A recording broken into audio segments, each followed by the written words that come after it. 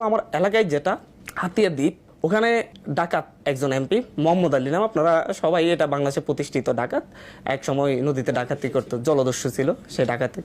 সে ওই হাতিয়ার মানুষকে জিম্মি করে রাখছে। আপনারা একটা নিউজ করছিলেন বাংলা ভিশনে মনে হয়, আমার যতটুকু মনে পড়ে, যে একটা নৌকাতে মানে একটা ট্রলারে মানুষ ধরবে 150 জন, সেখানে সে 1000 মানুষ উঠাইয়া ধুলো ঢুলে পড়তেছিল। তখন মানুষ যখন একটা ভিডিও করতেছে, মানে ওই একটা ট্রলার ডুবে গেলে 1000 মানুষ মারা যাবে, বাট সে তেল খরচ কম হবে এবং কম তেল খরচের মধ্যে বেশি মানুষকে সে নিবে, ব্যবসা ভালো হবে, এইভাবে জিম্মি।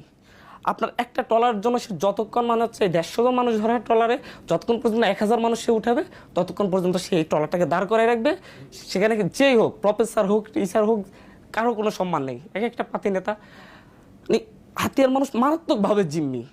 আমি নিজে ঢাকা ইউনিভার্সিটিতে পড়ি, আমি একটা করি, অ্যাক্টিভিজম করি, আমাকে হাতিয়ার মানুষ অনেক ভালোভাবেই চিনে, সবাই জানে আগ থেকেই।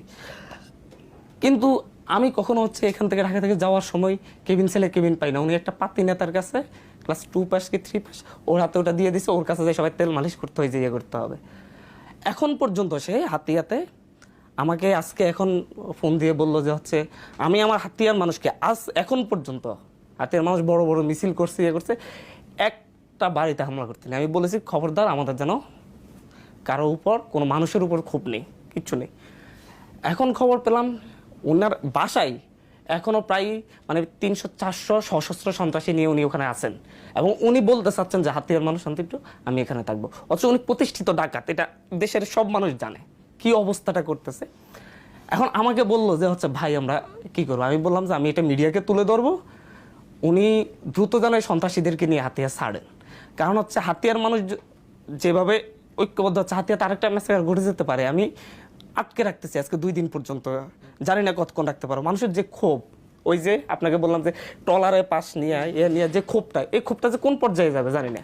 আমি আপনাদের মাধ্যমে বলবো, প্রশাসন যারা আছে তারা আছে, ওনাকে যেন হাতিয়া থেকে সরানো হয়। যে সন্ত্রাসীগুলো আছে এখন, এরা যে কোনো মুহূর্তে মানুষের উপর আক্রমণ করতে পারে, বা তাকে ফ্রি এক্সিট দেওয়ার জন্য মানুষকে আক্রমণ করে হত্যা করে সেইখান থেকে বের হতে পারে। এটা নিয়ে মানে মানুষ খুব ভীতিকর অবস্থায় আছে, তার কাছে রাইফেল আছে, আছে, এভরিথিং আছে। হাতিয়াতে সে এমনকি যুবলীগের, সে যখন ক্ষমতায় তখন যুবলীগের কেন্দ্রীয় একজন সদস্যকে হত্যা করেছে, নাম প্রফেসর আশরাফ ছিলেন, কোনো বিচার হয়নি। হাতিয়াতে মুক্তিযোদ্ধা কমান্ডার ছিলেন ওয়ালিউল্লাহ মিয়া, ওনাকে তিনি ঘাট ধাক্কা দিয়ে বের করে দিয়েছিলেন একটা স্বরাষ্ট্রমন্ত্রী অনুষ্ঠান থেকে। এই ঘটনার আপনারা বিজয়ের পর তো এখনো বাবা মায়ের সাথে দেখা হয়নি? না, বাবা মায়ের সাথে দেখা হয় নাই। আমরা এখনো পূর্ণাঙ্গ বিজয় অর্জন করি নাই।